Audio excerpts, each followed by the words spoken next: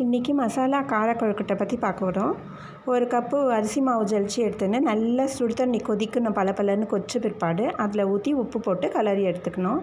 அப்புறம் வெங்காயம், பச்சை மிளகாய், கொத்தமல்லி பொடியாக அரிஞ்சு வச்சுன்னு கடாய் வச்சு எண்ணெய் ஊற்றி சீரகம், பச்சை மிளகாய், வெங்காயம், கொத்தமல்லி அதெல்லாம் போட்டு நல்லா வதக்கி தாளித்த பிறகு மாவில் எடுத்து கொட்டி கலந்து விட்டுக்கணும். கலந்து விட்டுட்டு ஆவி கட்டுறதுக்கு இட்லி குண்டா வச்சு புடி கொழுக்கட்டையாக பிடிச்சி வைக்கணும். கொத்தமல்லி பசங்க சாப்பிட மாட்டாங்க, இல்லை இதெல்லாம் போட்டால் பொறுக்கி போட்டுருவாங்க. இப்படி கார மசாலா கொழுக்கட்டை செய்யும்போது அது ஈவினிங் ஸ்நாக்ஸ் மாதிரி குழந்தைங்களுக்கு கையில் கொடுத்தா அது தட்டில் போட்டு வச்சு நம்ம ஊட்டினோன்னா தேவையில்லை.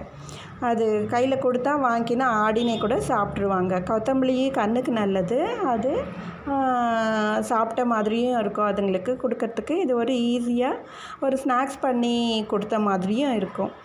அது மாவில் போட்டு கலக்கி புடி கொழுக்கட்டை மாதிரி பிடிச்சி வச்சுட்டு ஆவியில் இட்லி குண்டானில் வச்சு வேக வச்சு 10 நிமிஷம் எடுத்து அப்புறம் குழந்தைங்களுக்கு ஈவினிங் வரும்போது கொடுக்கலாம்.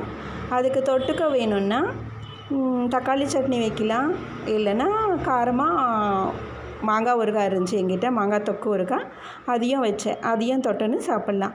இது சாப்பிட்றதுக்கு ரொம்ப டேஸ்ட்டாகவும் இருக்கும், ஈவினிங் ஸ்நாக்ஸாகவும் இருக்கும், இல்லை டிஃபன் டைமில் கூட செய்து யூஸ் பண்ணிக்கலாம். இது நீங்களும் செய்து பாருங்கள், ரொம்ப நல்லாயிருக்கும். சூப்பராக கார கொழுக்கட்டை, மசாலா கார கொழுக்கட்டை நீங்களும் ட்ரை பண்ணி பாருங்கள்.